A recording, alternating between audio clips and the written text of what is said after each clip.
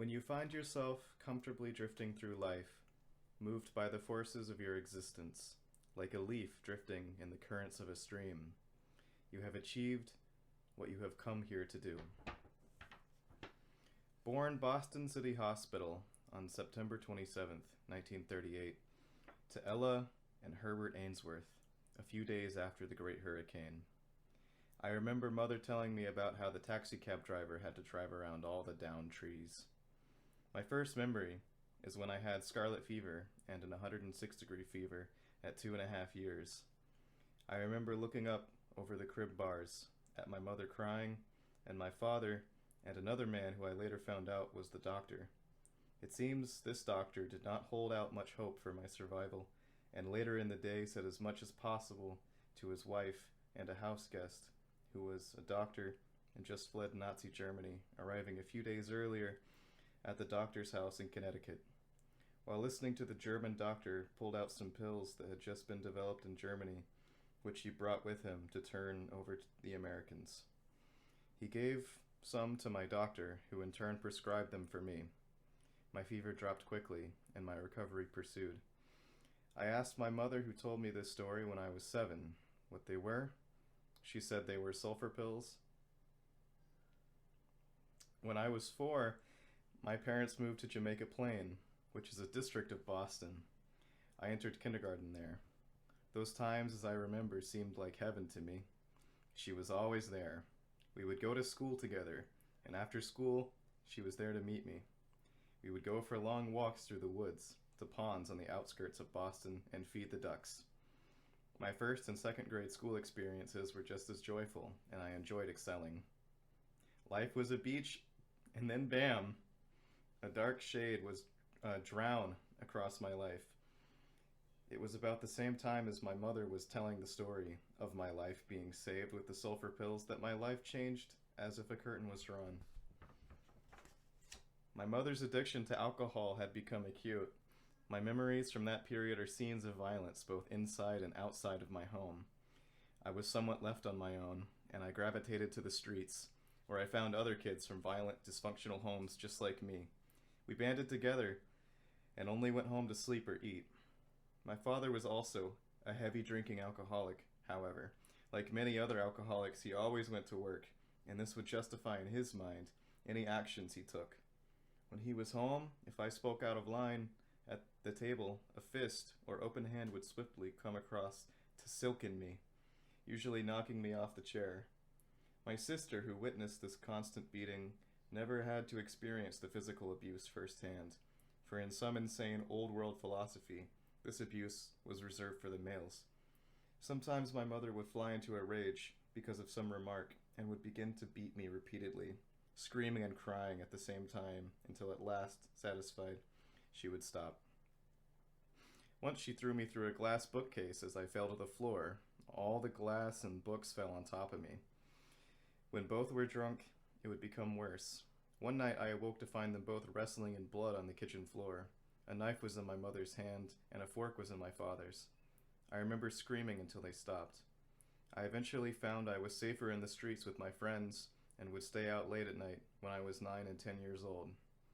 Since my mother was drunk and my father was either working late or drinking, neither seemed to care. One day around this time, I came home after school and didn't find my mother home, so I looked around and found her passed out drunk in the closet. Yet, thinking back, there was some amusing moments. One time, while at some rocks up the street from where we lived in Boston, I was flying my kite and gazing at big fat cumulus clouds as they drifted by. Suddenly I saw a large, round, metallic-shaped thing slowly moving from one cloud to the other. Then it stopped, and I felt like I was being watched. I loved reading science fiction, so I knew it was one of those flying saucer things. I grabbed my kite and ran home to tell my mother.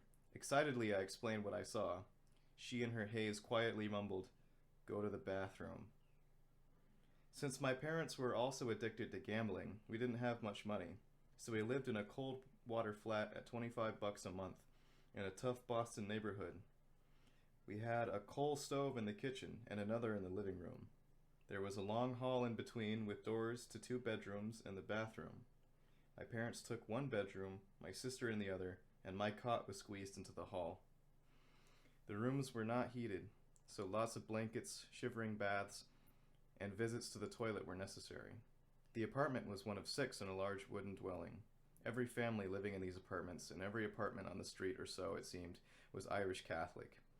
Since my father was an English Protestant, and my mother was Finnish Lutheran, I was behind from the start.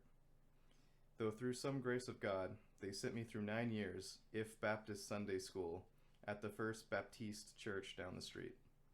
Yet, I was the Protestant kid, and right from the start, every kid wanted to test me, to see if I was yellow. It seemed you always had to prove yourself in the pecking order by defending yourself with your firsts. I hated to fight, but would get beaten up by my friends if I didn't participate. So I would get beaten in the house and outside. It wasn't until later in life that I could make sense of this by understanding the law of karma, or in other words, you reap what you sow. Yet, I see God even here, for those 7 friends that made our gang. Of all those in that neighborhood, were the best. They were tougher than most, so I was protected from those who wanted to do me harm. They were honest and for the most part didn't steal, and some actually went to and graduated from college. They considered me special because I was the only one who had a father living at home. This was a dark time of my life with very few bright spots. There were gang-related stabbing deaths. I lived in constant fear. Once while riding my bike, a gang charged out of a side street, and one tough kid's bat missed my head by inches. Another time, a gang of toughs jumped me and cracked street ice over my head, and only stooped when a big tough guy came out of a tavern and very roughly pulled them off. When I told my mother, she laughed. I made some money by setting up a small bowling, candlepins, and an Irish center club.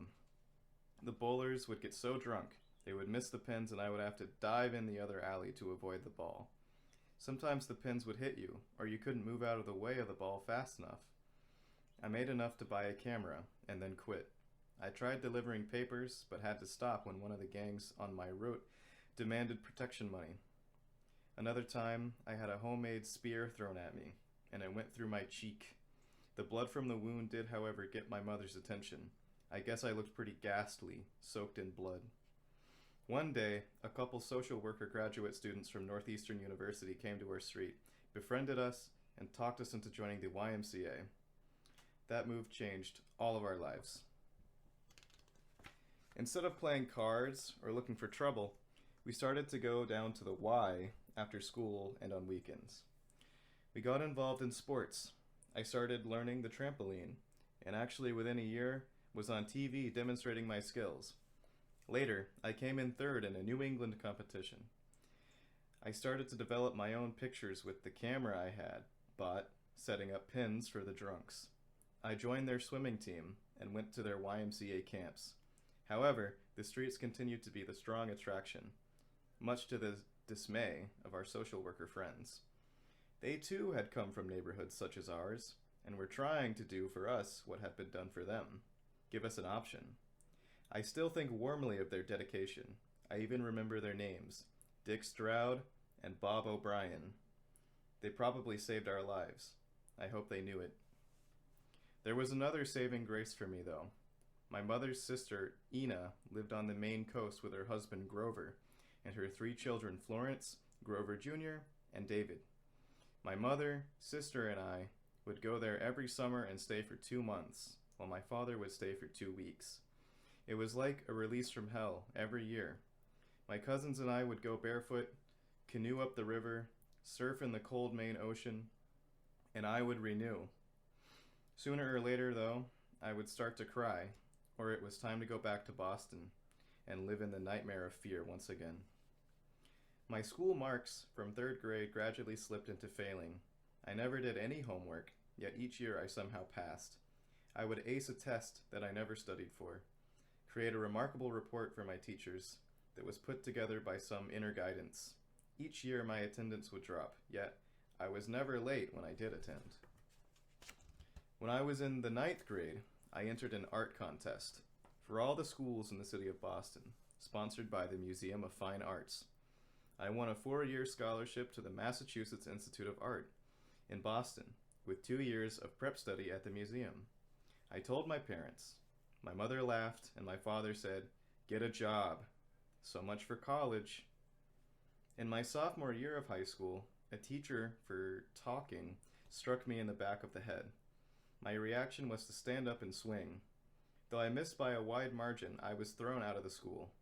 Both my parents had to visit the principal before I was allowed back. They were shocked to learn I was failing in every single subject, and that I had been absent over 80 days for that school year. Since this was February, my chances of passing seemed nil. I sat there while the headmaster explained that since I had received an IQ rating of 125 based on my tests, something must be done. He lambasted them for letting my life go to waste. I was told to wait outside, and it seemed they were there quite a while. When they came out, not a word was said, and I went to school the next day, though I did skip the next couple and played cards in the projects halls with my friends. 2 weeks later, we moved to the town of Brookline. Although Brookline was only 3 miles, as the crow flies from Minden Street on the Jamaica Plain and Roxbury boundary line in Boston, it was in another world. Their school was set in campus style. You could actually go outside in between classes. In Boston, you went in, and they actually locked the door behind you. At the end of the day, they unlocked the door and let you out. Everyone seemed to take an interest in me. I was deeply suspicious. At every opportunity, I would sneak back to Boston and visit my friends. However, one day, they told me not to come back, and they said they'd kick my ass if I showed up again. I couldn't believe it. Even then, though I didn't know it, angels were guiding me. It was time for me to leave Boston, and although they didn't know it yet, they were helping me the only way they knew how. But I didn't understand, and it was deeply troubled. Girls at Brookline High would flirt with me constantly, and I would grumble back. I was still dressing in my Boston attire. Peg-leg jeans, pointed shoes, satin shirt, and a duck's ass haircut. A garrison belt with a sharpened buckle was around my waist, and a sneer was on my lips. Stay away was my message, for that was the language of the street. One day, about 2 weeks after I moved, I was leaving school when I noticed a gang of kids across the street looking at me. I knew they wanted a piece of me, and I felt I would probably get 1 or 2 before I went down. As I walked across the street, one broke away from the group and was headed towards me. I could see that he was a lot bigger than I was, and that this meant trouble. As he approached, I was somewhat confused because he appeared to be smiling. Then he yelled, "Hey, rathead, what's your name?" "My name is Billy." I growled back, "My name is Jim." Then he yells, "I'm going to get a haircut. You want to come along?" Surprised, I replied, "Yeah, sure." Suddenly, the 20 kids across the street rushed over, and to my astonishment, lifted me above their heads and marched down the street chanting, "Welcome Jim, welcome him, welcome Jim." They finally put me down and introduced themselves. Then Billy and I went to get his haircut. They all eventually became my friends.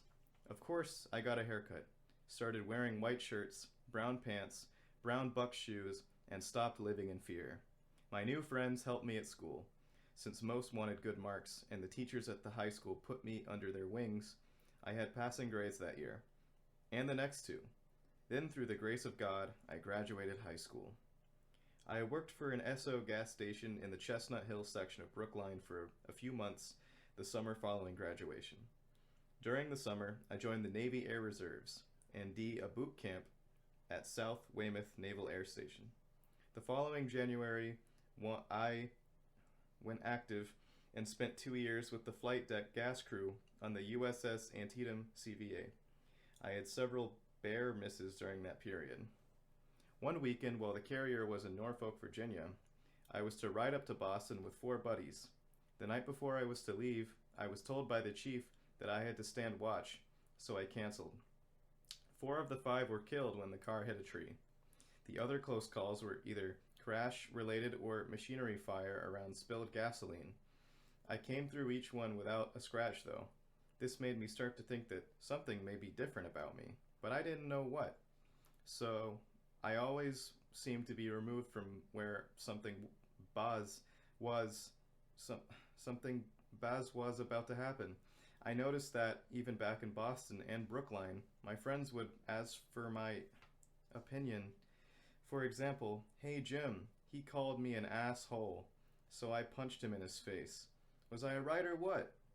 I also noticed that for some reason I always knew there was a God, and I wasn't afraid to say so either.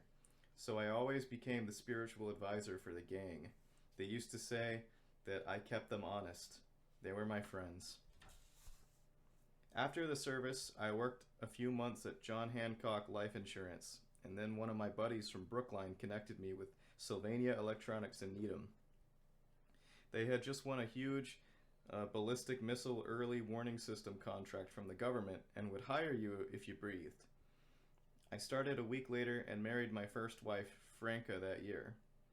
We had met at John Hancock, and I did what most people did in those days: get married, have 2 kids, go to college, and work. We were both dysfunctional, yet worked at making the marriage work the best we could. It wasn't long before I realized things were not working out, but divorce was not even an option in those days, so I put my nose to the grindstone, went to college, worked long hours, and played gold on weekends. After changing a few jobs, 9 years later I was promoted to a corporate general manager with a fairly large company. It seemed I was always in the right place at the right time. Though I hadn't received my bachelor college degree, a dean at Northeastern University said he would waive that requirement. If I wanted to go for my master in business, I couldn't do anything wrong. My toast always fell butter side up, that is, until Chicago. My job did require me to travel frequently. The company had divisions across the country. I was sent out to put out brush fires occasionally, in addition to monitoring my own business contacts. Once coming back from Washington State, I was asked to stop in Chicago and have dinner with some managers at the Joylet branch. In the airport lounge, I was sitting across from 3 company managers who came to meet me, the guy from the home office. They were older than I was, yet every word that came out of their mouth was kind and complimentary. I realized I was being stroked and smiled back. Yet, at the same time, I was consciously aware that something was seriously wrong. Here I was a rising star in a large company. Just before I left, my boss told me I was being considered for a vice presidency overseeing the European operations. But I was terrible unhappy. I had everything I could have asked for at that time. For a guy with my background: house, car, wife, 2 kids, and a great job. And yet something was missing. And that something was burning a hole in my gut. On the flight back to Boston, I decided to get a divorce. I wasn't happy in the marriage.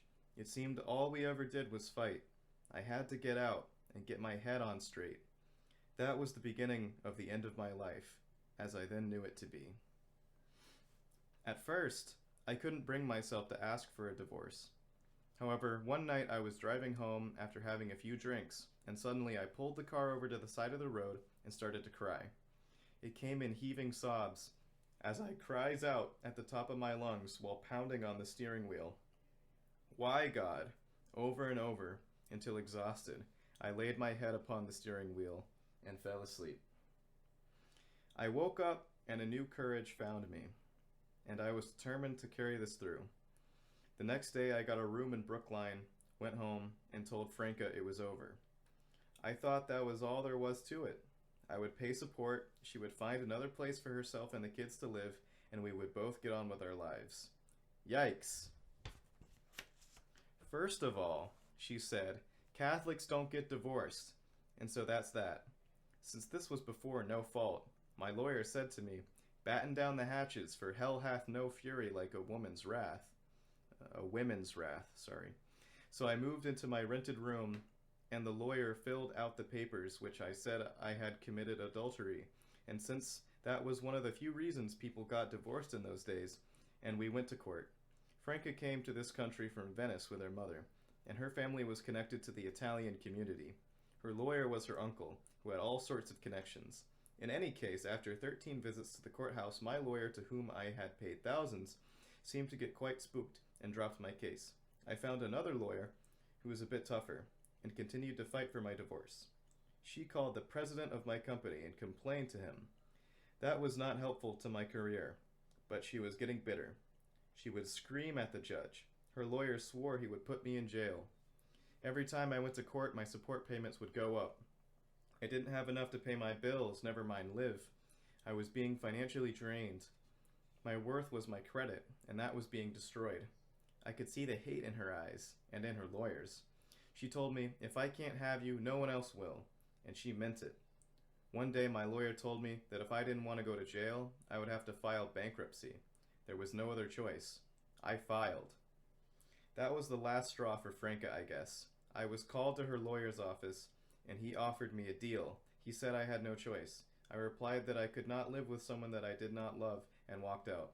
I was asked to leave my job shortly after, since a company financial manager cannot also file bankruptcy.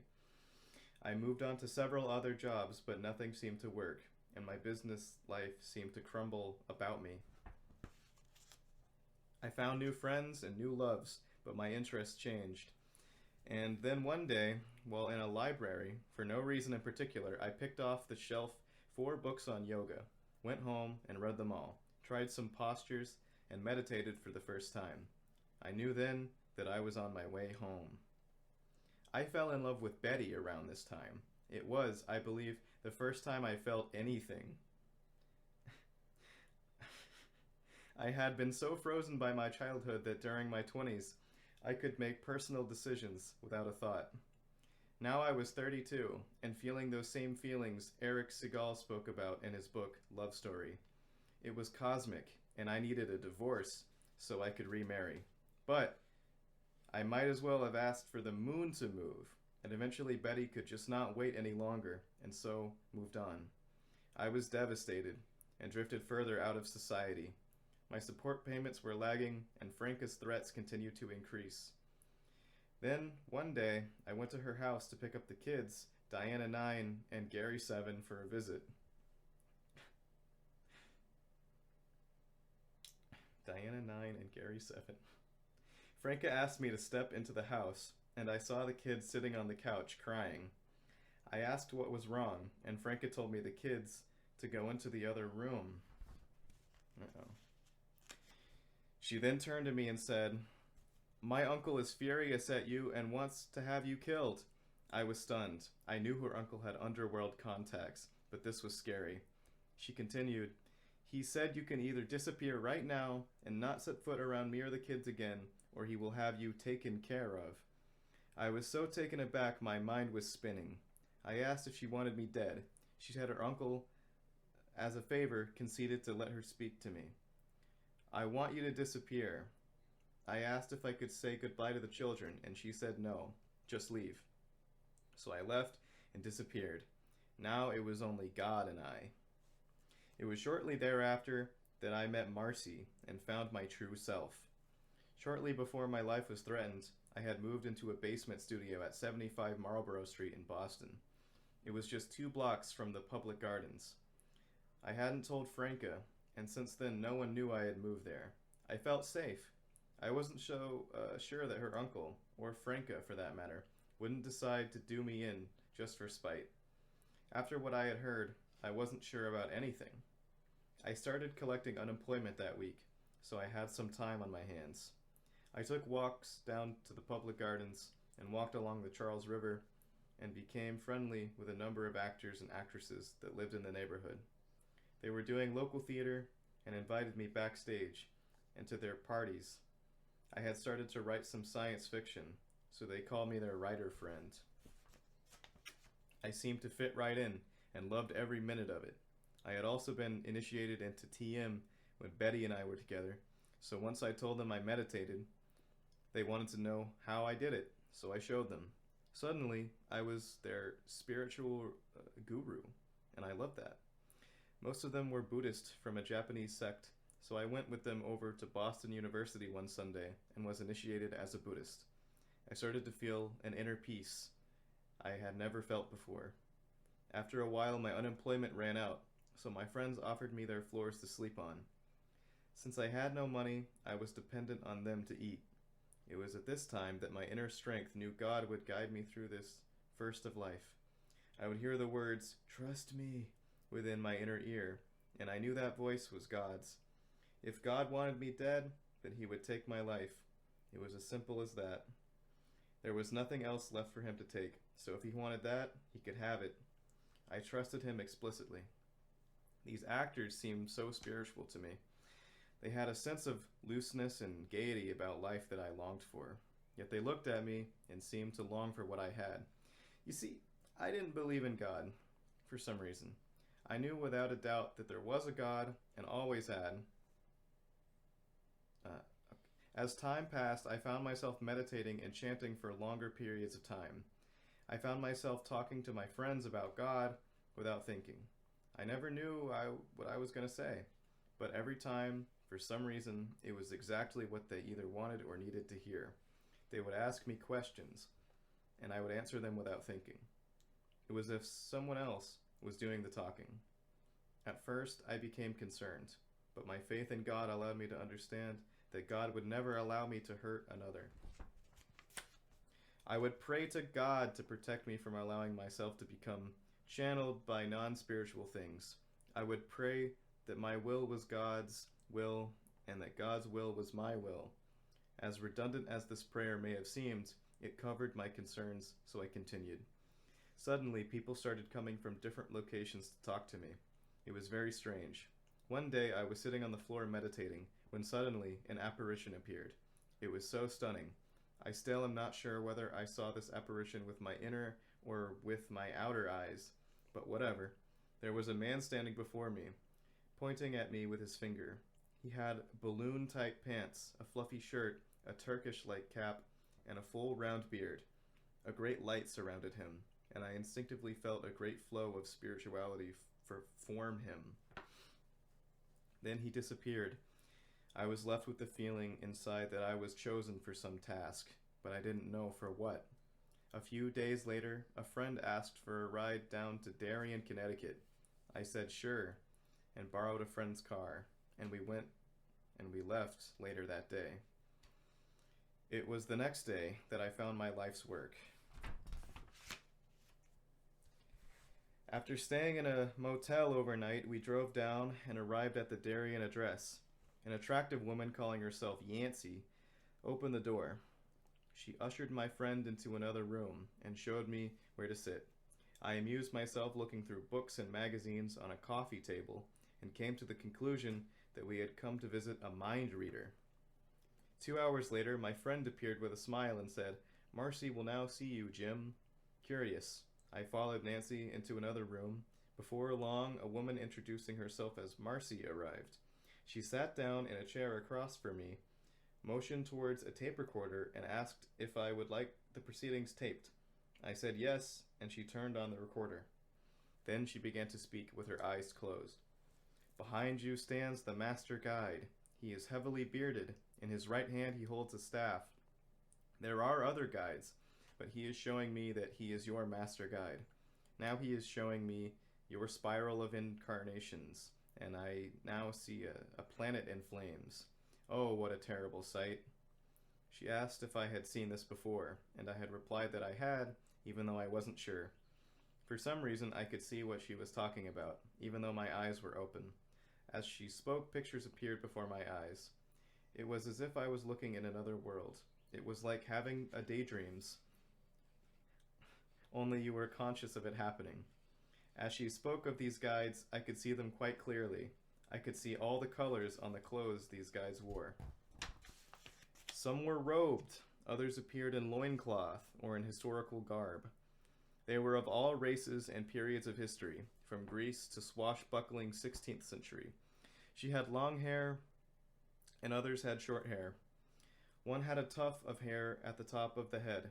As Marcy described, a guide was working on my forehead to improve my inner vision. I saw him there. Some laughed a lot, and some appeared very serious. Everything looked very animated, almost cartoon-like. The clarity of the colors and lines were brilliant, yet I could look right through them. The guides appeared to be suspended in thin air, with a cloud of natural background. Now she started talking about my past, describing Franca and my children. This and personal details left me wondering how she could have known these things. She continued to speak, describing experiences that had happened only a few days ago. I was totally fascinated and stunned. She never once opened her eyes to look at me. You are here to write. You will write 7 books. I see your books on bookshelves. I see people reading your books. I asked when I could expect my book to be published. She replied that it looked like late fall. My guess was about 6 months. I asked if I had romantic future, and she said she saw a soulmate. I nearly jumped out of my skin. A soulmate. Whoa, Silver. I wasn't sure if I had heard that term before, but I was sure that I knew what it meant. I knew there was something big here. The Libra in me wanted to ask a lot of questions, but before I could speak, she said, I see you and your soulmate reaching out for each other. She signed silently, then said, It warms my heart to see you both together, but I do not see you and her getting together right away. Your guide is showing me you going up in an elevator. It passes many floors before it stops, and then your soulmate gets on. The door closes, and you both continue up. This seems to happen close to the time when your book is published. I see you both reaching out and meeting T many levels.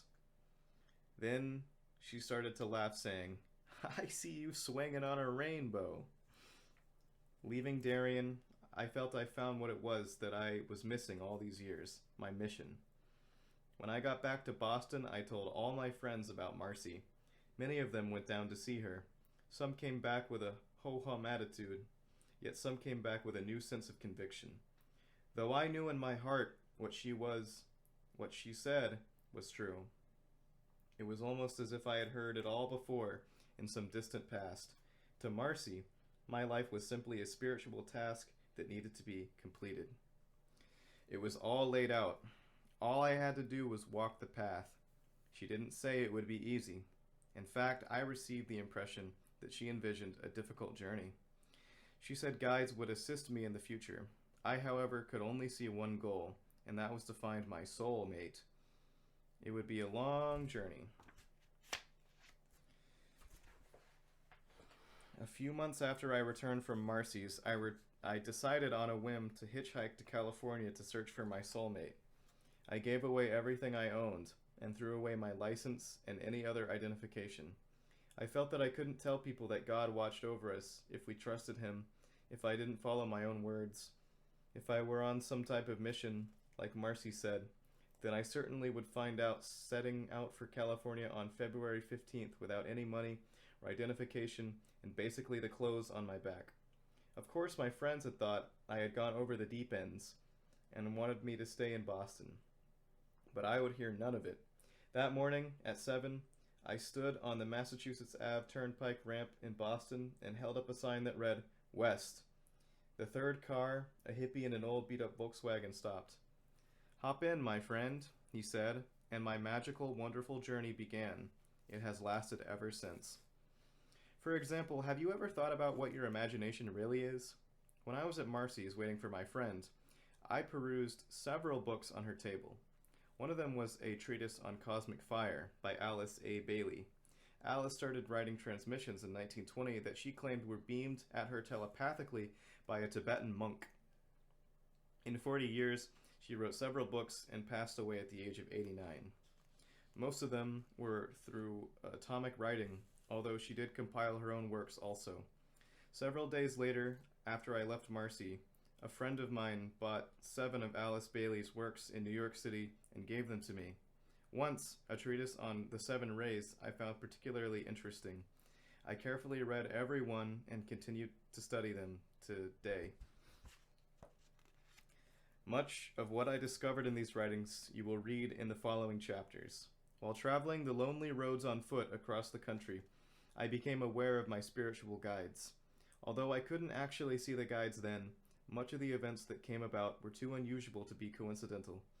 Eventually, I started asking for their help, and things would happen. I can see now that these experiences were the process that one learns to create a contact with God. But then they were guides, and I assured that I was being cared for. One thing I discovered was that thing we call our imagination is very real. For example, a person who considers he or herself a clairvoyant is simply a person with a good imagination. This principle we call our imagination is actually a higher sense, which up to now have not been allowed to utilize in a conscious manner. It is with this imagination that you can look into other dimensions of our reality. By using your imagination, you can seek out images of your past and future. You can, if another soul allows, seek out images of another's past and future. You will imagine that every level your conscious allows. Experiment and you will find that imagination is in fact the eyes of the soul. Let's not imagine that we're living in 6 worlds at the same time. The first world we can look at is the physical world, and it doesn't take much imagination to see our physical bodies. However, the second world we live in is an etheric world, and in that world we have etheric bodies. These bodies extend around our physical bodies a few centimeters, but they also have an etheric counterparts for every bone, organ, cell, molecule, and atom. The etheric body acts as a program matrix for our physical bodies and holds our life force in the physical world.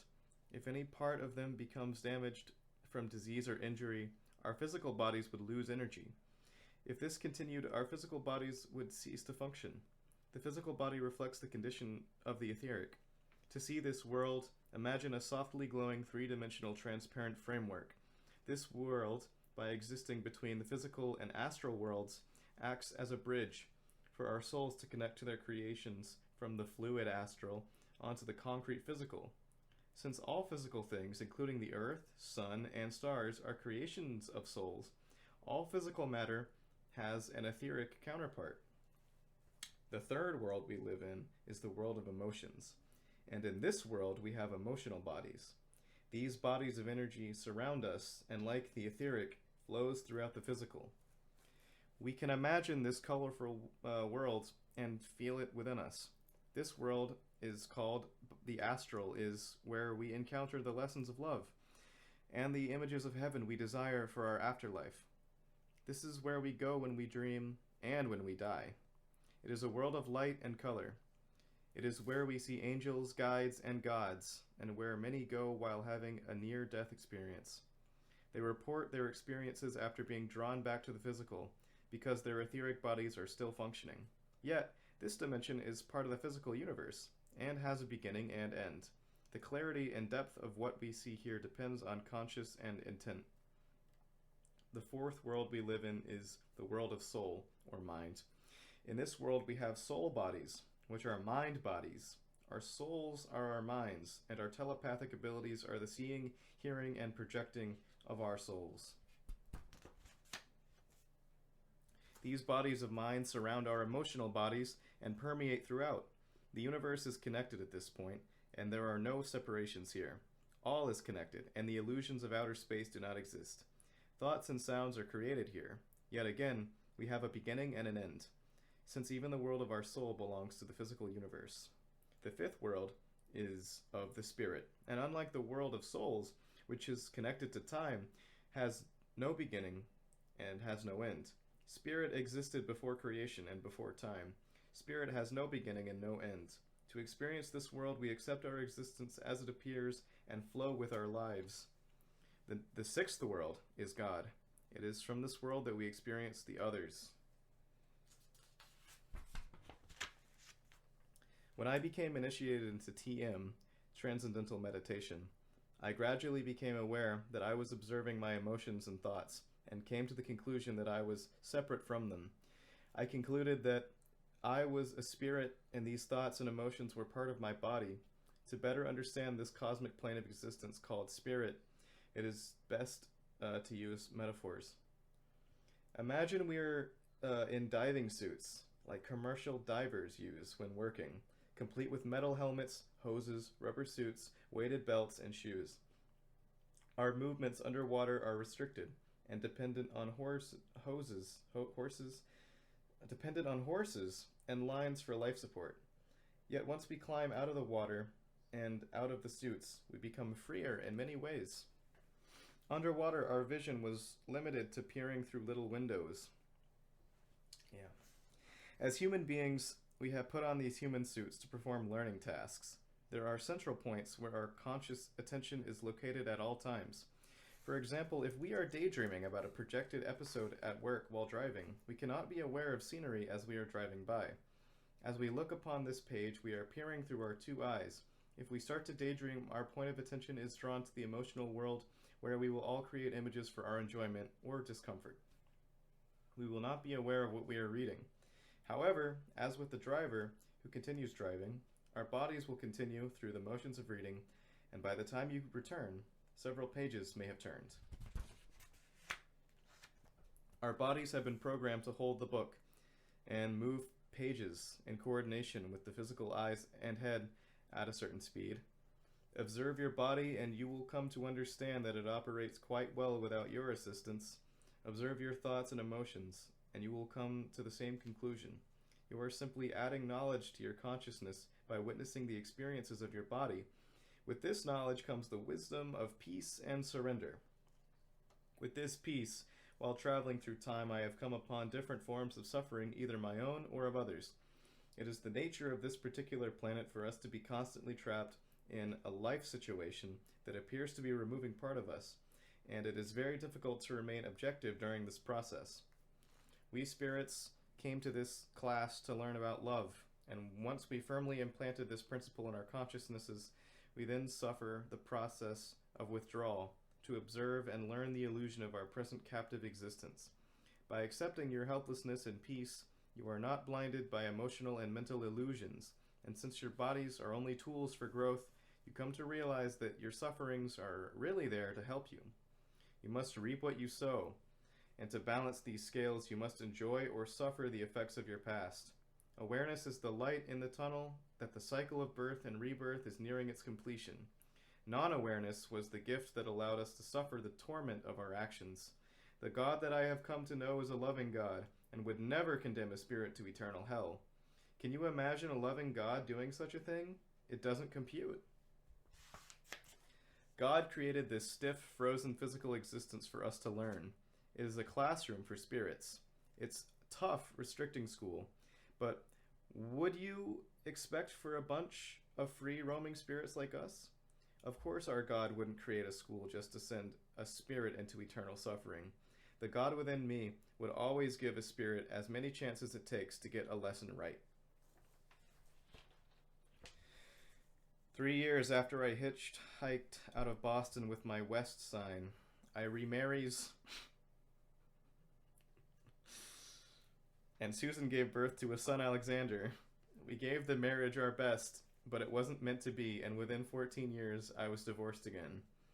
I received visitation privileges and saw Alex frequently right up to his entering college. It was during the end of this marriage, when Alex was 9, that I received a letter forwarded by the Social Security people from Gary asking to see me. I was ecstatic, for almost 17 years had gone by. I called him immediately, and shortly thereafter, he and Diana visited me on Cape Cod. Thought I hoped differently. The damage was done.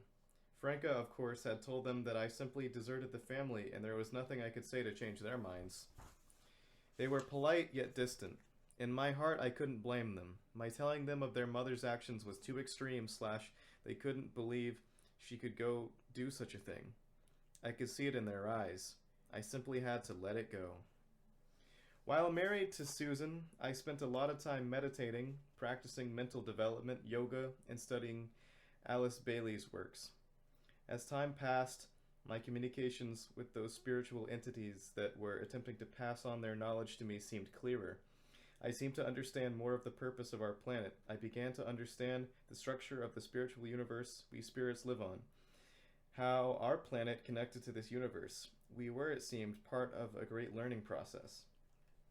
Imagine our universe as the bodies of a single being with a spirit growing spiritually just like ours, only on a level of consciousness we have yet to understand. Then, imagine every galaxy solar system, and planet having a spirit within and incarnating to evolve.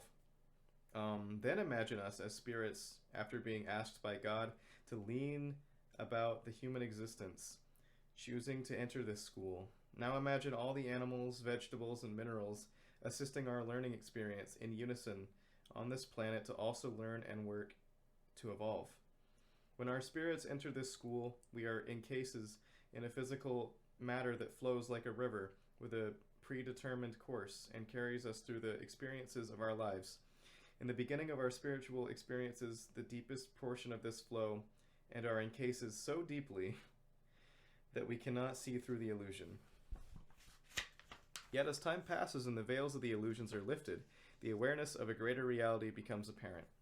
Now imagine the highest flow of this river being the plane of souls, and this level flows above the flow of emotions, and they both flow above the flow of emotions, and they both flow above the flow of physical, as all parts of the same river which we call our existence. Imagine our Earth as a classroom for spirits that is part of a school that encompasses our solar system and 6 other solar systems. Now, imagine our solar system on the second level of this 7-level school. The first solar system allowed us to become physical beings. The second solar system, which we are presently on, is teaching us the principle of love. The third solar system is Sirius, which we as a race will move to and learn about the universe of soul. Farther in the future, we will learn to expand our conscious onto other cosmic planes. Since the location of these 7 systems is between the constellation of the Great Bear and the constellation of Pleiades, this group of constellations constitutes a spiritual life. When we sleep, we are released from our physical bodies and rise into the dream world of the astral emotional planes of white, while still encased in our etheric, astral, and soul bodies. These dream planes are the emotional aura of our planetary spirit. Though we are released from our physical bodies, we are still attached by a cord made of etheric material. When our physical human bodies cycle ends, the etheric bodies that have encased and retained our emotional, soul, and spirit bodies dissolves and releases us to ride as bubbles to the level of consciousness we have evolved to. It is here we meet others just like us. Except for the most spiritual, lessons are avoided, and there is little spiritual growth on these planes. They are a mirrored reflection of the dense physical on Earth. The weak become strong, and the poor become wealthy. There is no waiting for desires here. All thoughts are manifested instantly. We experience what our consciousness allows. However, for most of the concept, the return to the physical level is necessary. What? This need become evident to the spiritual that lies in cases within the soul and emotional body. Incarnation through repeated experiences allows the answers of spiritual growth to be embedded in the consciousness. There are 3 cycles, or periods of incarnations, or births, that a spirit must process in order to enter the door of liberation, which allows freedom from classroom physical. The first is a learning cycle and consists of the spirit incarnating several times in each sign of the astrological zodiac. During this cycle, the planetary forces are the primary influences for the spirit. The second cycle is a teaching experience, where the spirit incarnates again through each sign of the zodiac, but now to assist those struggling along the path the spirit once walked. God's divine love influences the spirit during this cycle.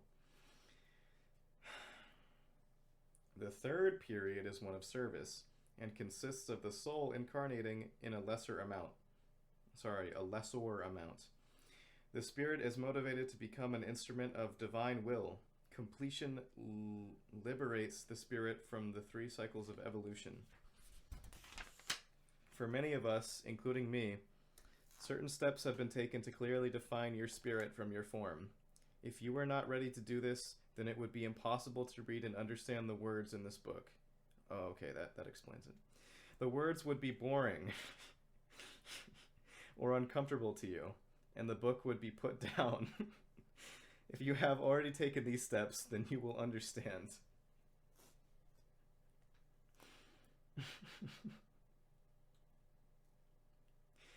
First, if you have not resolved your physical karma, then you could not be seriously considering the merits of this treatise. The earth forces cannot open the door to higher vision until the soul and mind consciousness is ready to absorb such ideas. For until the physical karma is resolved, the soul must be constantly led into physical suffering. The slate must be cleared so that a balance can be obtained. It is a natural law on this cosmic plane and affects all forms located on this planet, whether they are mineral, vegetable, or animal. Any attempt to forcibly change this condition will result in imbalance. Those of you who understand these words have reached a balancing of your scales, but keep in mind that you remain free of the law's effects. Only if you do not cause physical suffering to any form, this requires constant vigilance. Follow your inner guidance in this matter to guide you on this narrow path. Next, you need to have balance on the astral plane of emotions. As many of you know, it is not your choice to sail within another's sea. Our lives have been fixed to resolve our emotional karma as they were fixed for our physical. It is extremely difficult to be in contact with your spirit, which your emotions are storming. These storms flood your astral being and are a result of your past actions. Remember that they are a part of those life forms you created in the past to accomplish aims and goals. The fact that they are no longer necessary is apparent only to you now. You must experience and suffer their effects, as you have in the past caused others to suffer. You can, if you like, seek out and view these actions from past life or lives by using your imagination. This will help you come to understand and love these souls. They are fixed within their own causes, but in doing so are creating much anguish. Your acceptance of this situation will aid in releasing you from this life form's grip that you have at one time created. If you do not owe the debt, you cannot suffer the effects. Once the debt is paid, you will be able to clearly cast light on this matter and will be able to throw your head back and laugh at what you had so tightly in its grip. You will know when you are reaching the end of this struggle by the calming of the seas around you. You will then be able to see the sun ride through the clear skies and to the land of the soul and mind beyond. The land of soul and mind is the first land of physical creation, and understand that all life forms you have created in the past will continue to reside here until you release them. They are blameless, for you are their creator, and they orbit around you. You are also blameless, for you were made in the likeness of your creator, and have been given the power of creation. However, these ideas must be released so they can move to their next steps in evolution. This evolution we always leave to God. So as each of your ideas visits you, give them as a gift to God. Remember that God loves presents.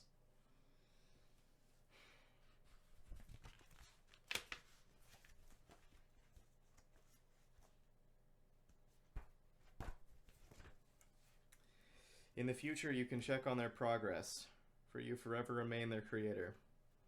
Once these planes are balanced, you are free to move about this planet in peace, love, and quiet, serving God in spirit, joy, and happiness.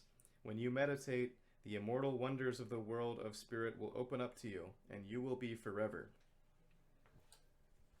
One night several years ago, I had a dream, and in this dream, a man approached me and said that one day in the near future, the world we now know would be destroyed by a tremendous catastrophic event, and that a shifting of our pole would cause this happening. He continued to say that it would happen in exactly 5,428 days. I immediately woke up in the dark, and knowing I wouldn't remember my dream in the morning, I wrote the figure on a tissue. The exact day, which was August 3rd, 1998, I calculated that that day with leap years to be November 9th, 2012. I have other dreams about this future period, and they have followed that same oath. In other dreams, I have seen the pole shifting towards Asia. There appears to be a major loss of life as flooding tidal waves engulf entire countries. Earthquakes and volcanic eruptions send much debris into the atmosphere. There is much devastation throughout the planet. As these dreams continued, there appears to be at least 6 months of darkness, with debris filling the atmosphere, blocking the sun rays, and causing a period of cold temperatures. There does appear that many spirits prior to this period had made preparation, and several nations did identify the warning signs. The shift apparently comes with prior signals, and several nations had recognized these warning signs indicating the imbalance of nature.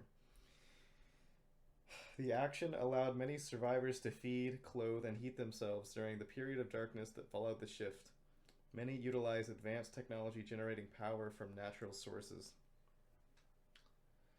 This catastrophic event will come for our planetary spirits' evolutionary growth. We are but individual cells that have been brought together by the sire of that great spiritual being. In our wisdom, we call this being the human race, but this being has its own spiritual identity and consciousness. Our destiny rushes forward as this spirit seeks enlightenment on levels we have yet to understand, and we profit as this spiritual being grows consciously. Without this spirit's will to incarnate and further serve God, our opportunity to experience the human form would not exist. I do not believe we spirits, or even those of the great consciousness that we are a part of, have any say in the physical movements of the universe. It is a machine created by God. I have heard it mentioned that it is a great thought of God. In any case, we have all entered this universe to learn. Life on all levels is a series of lessons to move us to the joy of a greater existence. So relax and let be, and let God be the judge of when we are free. The morning sun's rays filtered through the rough-hewn brown cloth that covered a bronze claw window opening and reflecting off a series of papyrus sheets laying in a disorderly manner across a wooden table. It was as if a hand had suddenly brushed them aside. By a small flickering flame that was supported by a wick that rose from a polished metal bowl was a hand with ancient figures bent with age holding a writing instrument. The hand and fingers did not move, nor did the arms or head covered with long white hair that was sprawled across much of the papyrus sheets. The author of the words on the papyrus had breathed his last breath. His unusual long life had passed through many difficult labors, and a hint of a smile could be seen from his cracked thin lips as they lay against the wooden table. He had just passed his 100th year, and after much labor had just finished the last page of his letters that chronicled his long life. It was a lifetime that, in its immensity, soared over all others. It was a lifetime of great rewards, sacrifice, and pain, and in living it had collected the wisdom in his consciousness of what he had come here to this world to do. His last thoughts before his eyes close to the flame of the lamp and life were of his friend, who he knew would be proud of him, and his accomplishments. He had, as his friend said he would do, left his body with no regrets. Lising by the pen which still lay between his fingers, one could see on the top sheet papyrus the words, "My name is Judas, and this is my story." "Ah," murmured the man, looking up into the gray sky, as the raindrops fell upon his face. "This feels good." Judas had passed his 30th year, and although he looked much younger, he had become quite successful traveling between the ancient lands of Egypt, where he traded cloth and jars filled with salt from cities like Akko for metals and grain produced in cities like Alexandria. There always was an abundance left, which he sold as his profit in coin. He owned 7 camels, which included his own personal favorite, on which he rode, adorned with his personal riding gear that included water and wine gourds and his own sword and spear, with which he was very skilled, and if they became necessary to use, which had been the case several times, thieves thought twice before considering stealing from his fierce-looking desert warrior. The other camels were used to carry his good to be traded. What is this?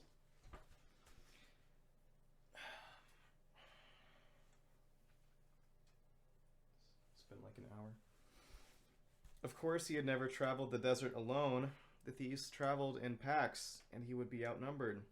For a fee, he would sign into a caravan which offered not only the protection of a number of armed traders like himself, but also selected a number of paid mercenaries, who made their living protecting caravans. He continually traveled this route with the same caravan. They all knew each other, and no other words were needed to be spoken until the tents were raised at night and the men sat around smoking their pipes, telling their stories, and drinking their strong drinks. They knew the guards on watch and trusted them to be alert for any trouble. This day, however, turned out to be different, and uh, the failing falling winter rain would mark a turning point in his life, which would lead him down a path he never could have imagined. It was a late winter day in March, and his caravan was approaching Akko, one of its trading destinations.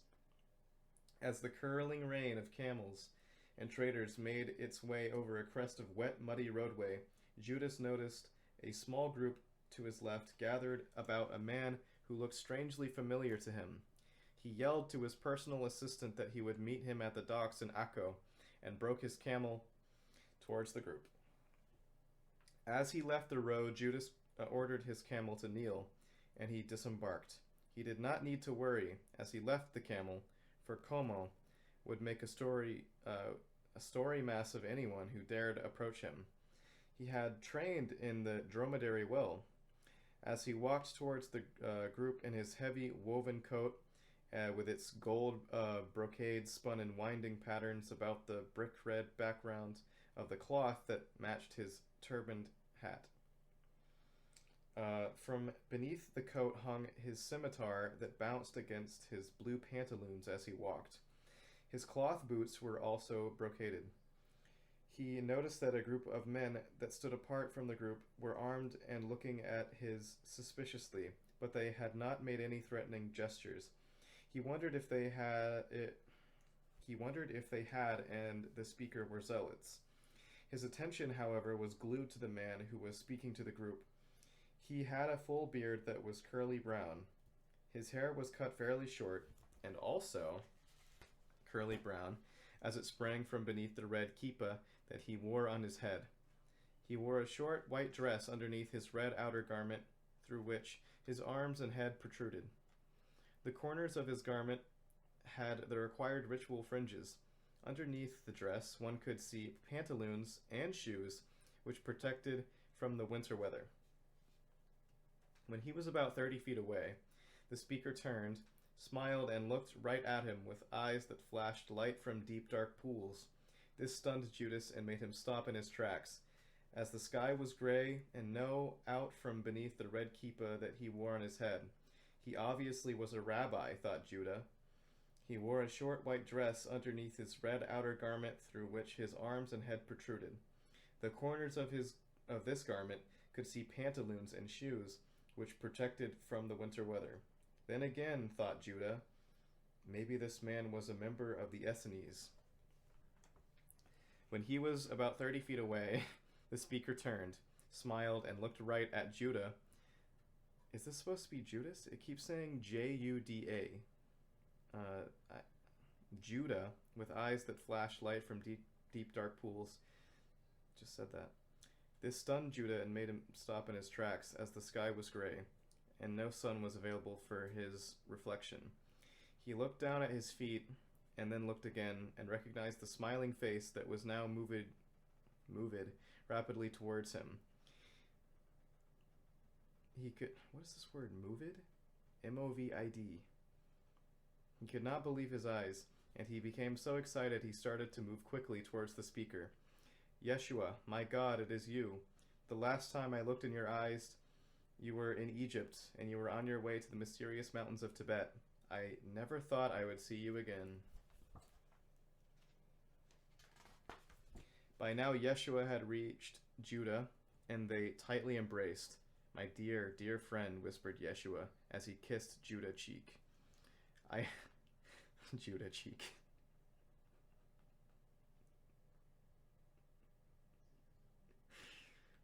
Judah has an apostrophe after it. It just says Judah apostrophe cheek. I have deeply missed you. Oh, how I have missed you also, dear love, answered Judah. I have many times regretted not accompanying you to the land of the mountains. My addiction to profit prevented me. I seek your forgiveness, dear friend. I will not leave you again. Never again will I leave you. Here, take my purse, my camel, they are yours. I have more in Akko. They are yours, all yours. Yeshua laughed.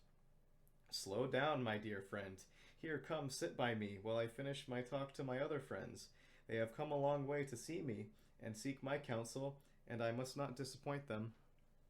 Judah allowed himself to follow Yeshua, who held his hand, leading him to a rock ledge where he could sit. Tears were streaming down his face. He could not stop them from coming. He noticed the group of armed men on the other side of the group were looking at him angrily, and he did not know why. Perhaps they did not trust him. Okay, said Judah, but I cannot remember, and it doesn't matter. Are you interested in buying or selling goods? Yeshua laughed.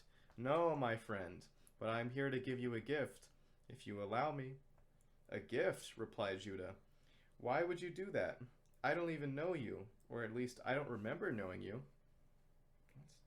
I thought they were friends. Anyways, let us not worry about such unimportant things. Let us instead become friends, as it would take a while for me to impart you to my gift. Judas, oh, it's back to Judas, okay. Judas, at this point, was totally confused on one hand, but on the other, something inside told him that this was an important moment in his life, that he should listen to what this young man had to say. What could he lose? This Yeshua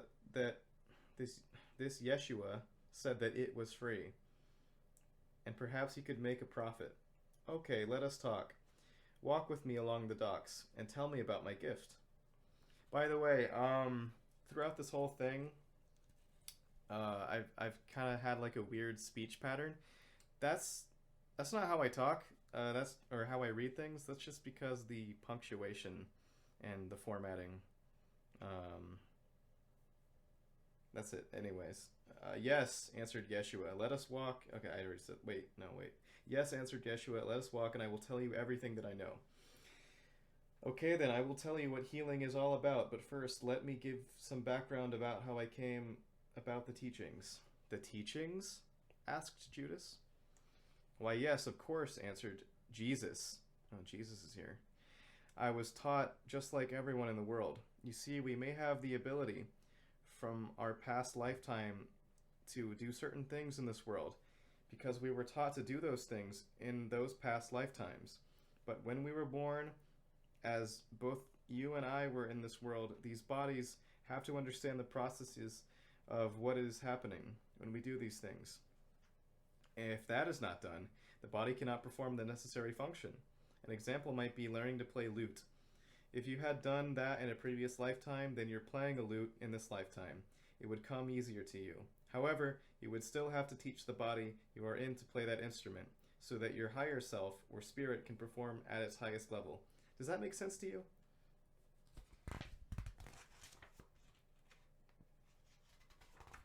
Yes, answered Judas. For some reason, I understand everything that you're saying.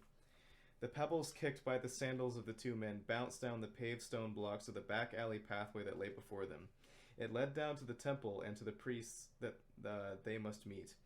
They had chosen it because it would be one of the few less crowded parts of the city during festival holiday. One of the men was deeply concerned as he thought about what he must do when they had arrived at the temple. His mind was filled with horrible thought of everything that he had ever been taught by his friend next to him to remove them was not working. The past few years since he first met Jesus had been just like a dream. Now today he was reluctantly walked down this worn stone pathway with his friend walking beside him in unison and felt the world coming to an end. He could feel Jesus' right arm spread across his shoulders as they walked, his hand gripping his right shoulder in a reassuring manner, while he hung on to Jesus' waist with his left hand. He loved this man more than he had ever loved any man or woman, who kept telling him that they were both born for their newborn was being hunted, and had fled to Egypt, where he was raised under a very enlightened community. Now, however, this threat in the form of Jesus had returned a few years ago with what had seemed miraculous powers, and when these were combined with his political heritage, they formed a formidable political force. In recent years, the structure of the political powers had changed. Rome had tightened its grip on the Israelites, and now there was a three-way power struggle between the priests, the reigning royal despot, King Herod, and Rome itself. Jesus had married into another royal bloodline by marrying the widowed wife of John the Baptist. Her name was Mary. Okay. Her name was Mary, and since her birth, she had originally been destined to marry Jesus. But through the meddling of the priests, Mary's brother Lazarus, who Jesus had later raised from the dead, and who by death of her father had been the appointed head of the family, felt forced under pressure from the temple priests to give Mary's hand to the hermit John the Baptist. When John, who was considered by many to be prophesied Messiah, was beheaded by Herod, Jesus then took his rightful place in the widowed Mary's life. This morning, before they left for the temple, Judas saw the angry look in the eyes of the others in his group as they looked at him. His willingness to do this terrible bidding of his friend Jesus was in their eyes a betrayer of the worst kind. They could not conceive of this leaving the body stuff. Their only thought was that Jesus was abandoning them, and with Judas's help. What would become of them now? They will probably be murdered by the soldiers. However, Mary, Jesus' lover, companion, and mother of his children, knew that Jesus had to do was fixed in the eyes of the heavenly on God of all. All those in earthly form must follow the path that is laid out for them, and her husband Jesus was no exception. She thought of poor Judas. He was a good man. Oh, to be burdened with such a terrible task. History will not be kind to him. Mary wept and watched as Jesus said his goodbyes to his tearful disciples. As she looked in Judas's wet eyes, she saw the fearful task that lay before him. She cried for him, as she cried the night before while laying beside Jesus, holding him tight, knowing that this would be the... And the sentence just ends there. Anyway, planted in your minds as they were planted in my mind by others who were wiser than me, the same thing happened. These ideas will produce harmony and abundance for those who grow them. However, if these words fall on barren minds, then they will lie dormant until the Spirit gathers enough wisdom to fertilize them. Then and only then will they bear. Then and only then will they bear fruit.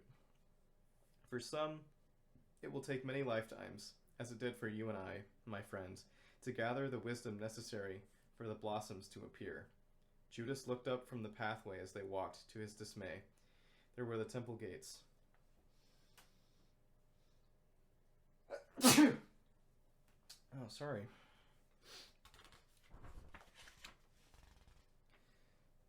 I guess we've moved on to a new chapter here. It's called The Saviors. Just says The Saviors in bold at the top of the page. Galaxies formed in spiral cast, given birth to suns to mold their mass as they pass our way. We were chosen to observe them, for we existed before they were born, and we shall observe their passing. When their duty is done, billions of years shall pass us by, and all temples will crumble to dust, yet we, the ones who were chosen, will remain in God's infinite trust. Let's look upon an evolving star and observe a soul, a mother at heart. Then look beyond her rays of warmth and watch her children, a hardy lot. They circle in orbit, elliptical rhythm, and pulse to a beat of seasonal hymn. Their balance is close, gravitational love, and they dance to a song heard from above. The light that she sends comes from her heart, and the purpose she brings is carried in love.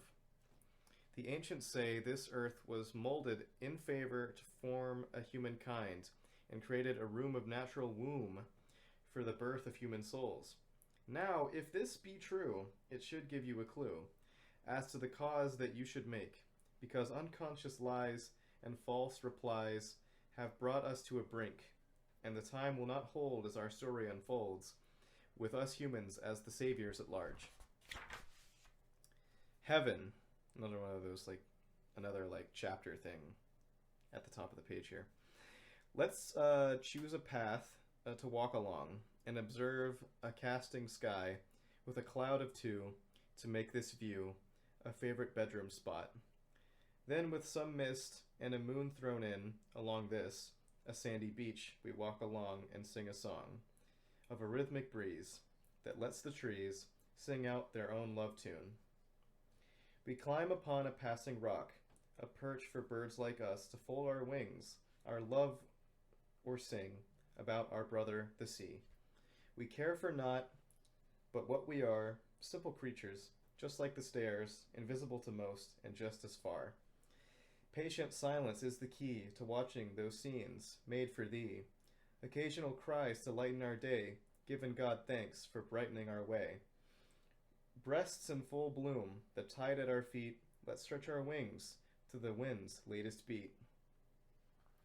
The mountains and forests, carpets of green, give way to our soaring, and now we are free.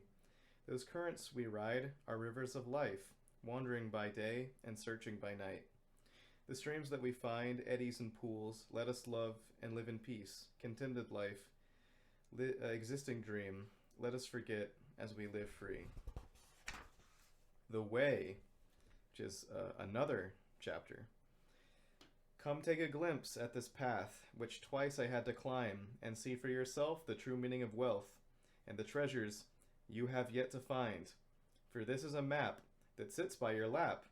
It's like some Dr. Seuss with the key hidden deep in your heart.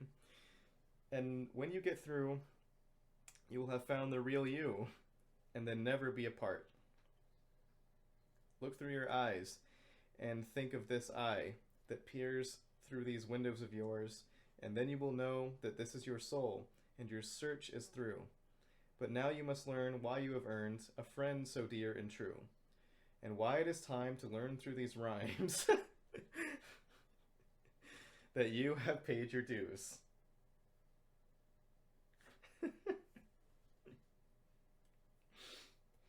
Down through the ages and through countless pages, you have trudged along feeling alone and aching in bone, hearing the beat of a song. Now let yourself feel the faith that can heal, and know that faith is you. And then we'll hear within your inner ear the song you knew was true. You have at last ended the fast and have earned the right to be here, free from the fight and cold dark nights that have kept you frozen in fear. So open your eyes and let your soul fly along the path it sees, and you will find through your mind the way to eternity. Earthbound. Look at your life, you angel of strife, and see the wonders that lie there. You are seeking your soul, but did you know the child of grace is you? Live in the second, not the past, and leave the future alone. Then you will see a lightened path for fathers. For F-O-U-R, fathers, glorious love.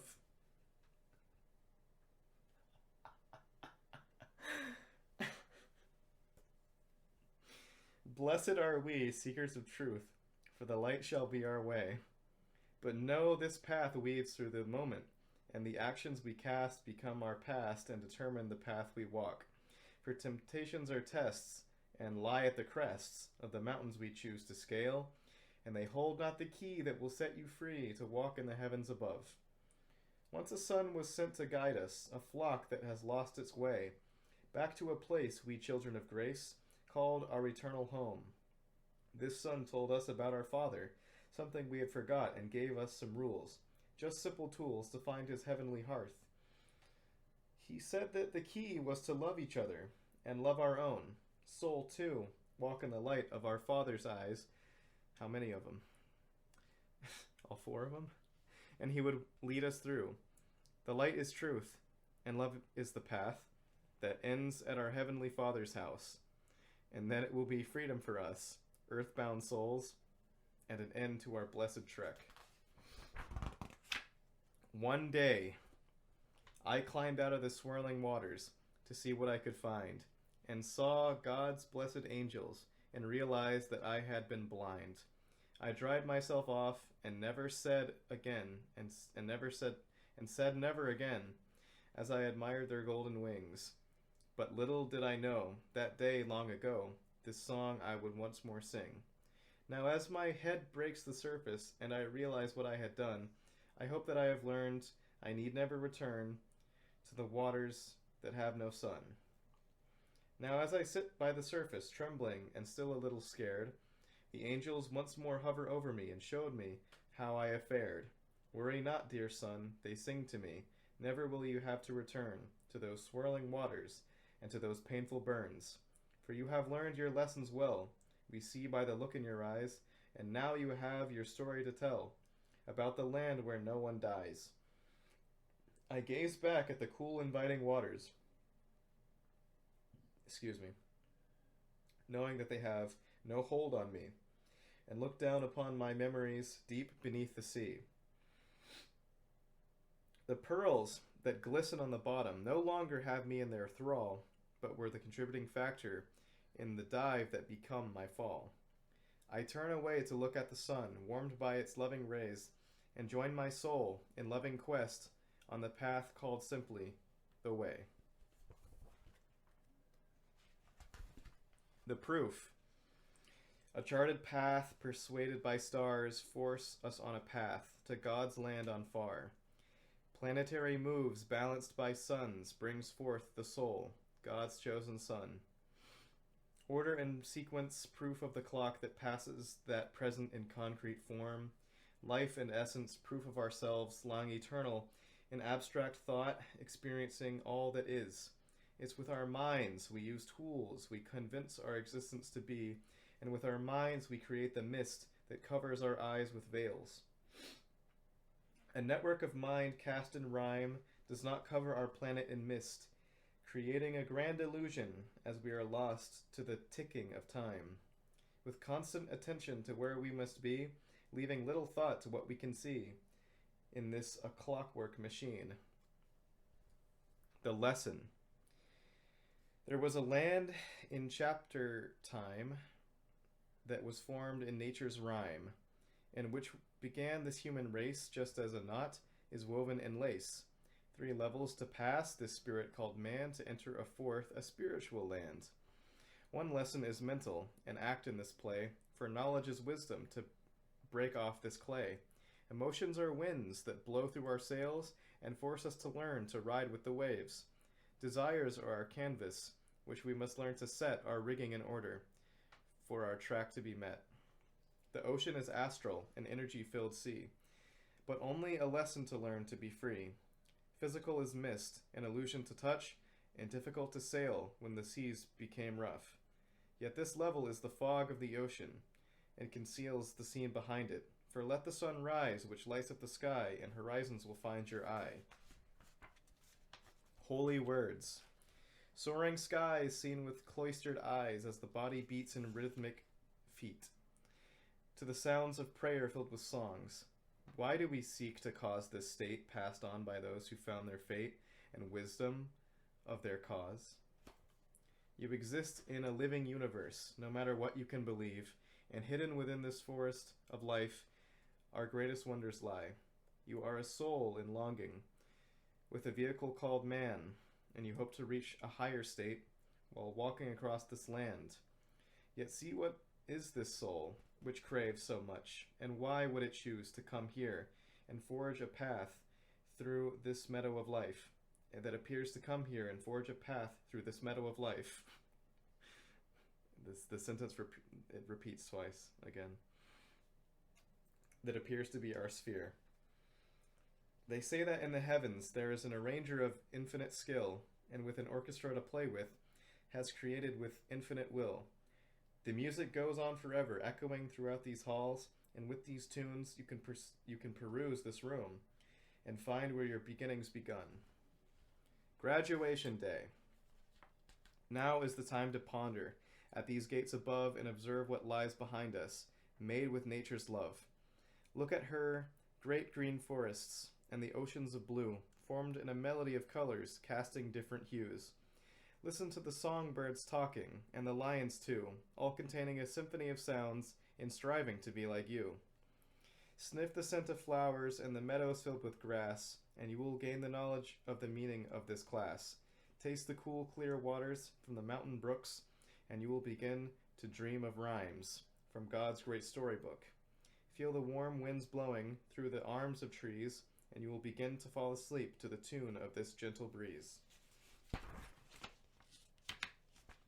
There is a flow of life which vibrates to a beat and sends a sound of music which allows us all to be. It starts someplace far beyond our present finite thoughts and then flows off to infinity, to a point that ends with God. The birth. Listen to all the angels cry, coming from infinite high, and listen all the babes below, bringing forth their first sign. For deep within those infants' eyes there lies a soul to live and to die. The spinning wheel, an ancient game, is not by chance as it reels, for you spin your web to an ageless beat, and what you sow is what you reap. Surrounded in full, dressed in white, my mother is here by my side. And mother she be, for she nurses me, then tends to my cares of the day. I strive to tell her that I care, and seem to get across my stare, for when she touches my gentle brow, I quietly fall asleep. The sacrifice. Let's look upon this sea of bliss, and all the life it does encompass, then float high above its wavy mist, and fill our hearts with all we sight. O vast, great, wonderful sea, let us sink deep into thee, so that we might experience, and then at last be free. We can feel the music of the heavens as we sense our souls descend, and rest in the trust of our Creator as we move beneath the plains. We know the road is tough and worn, and the tests of our strengths are many. But now to learn thy knowledge, please guide us throughout the sands. Now at last we are at that place where we must fall asleep and pray to God who watches us for our souls to keep. My God, the days don't last forever, and the nights are very long. So until you reach heavenly earth, you must be guided by his song. Remember that God is everything, including you and I. So names that we each use to describe him are like attempting to touch the sky.